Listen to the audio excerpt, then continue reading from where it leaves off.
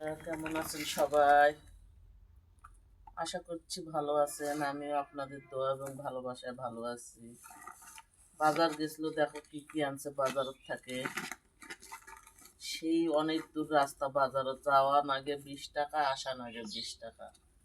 অল্প খরচ করার জন্য তো আর যাওয়া যায় না। দেখেন, নক নক আকারে গাছের তরতাজা তরই,